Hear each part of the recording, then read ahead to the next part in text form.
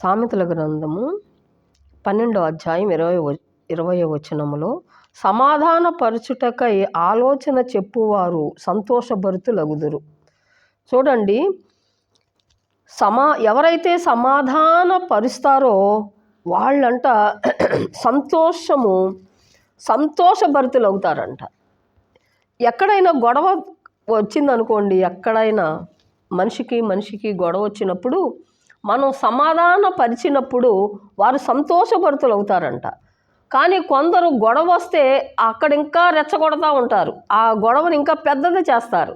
అలా కాకుండా ఎవరైతే సమాధానపరుస్తారో వారు సంతోషభరితులవుతారంట. అంత మాత్రమే కాకుండా 21వ వచనములో, నీతిమంతులకు ఏ ఆపదయు సంభవించదు. దేవుని స్తోత్రం. నీవు నీతిమంతుడుగా ఉన్నట్టయితే దేవుడు నిన్ను నీతిమంతుడుగా చేస్తే ఏ ఆపద నీకు రాదని దేవుడు గట్టిగా చెప్తున్నాడు. కాబట్టి దేవుని స్తోత్రం, నువ్వు నీతిమంతుడు అయితే ఏ ఆపద నీకు రాదని దేవుడు చెప్తున్నాడు. దేవుడు ఈ మాటలు దీవించునుగాక.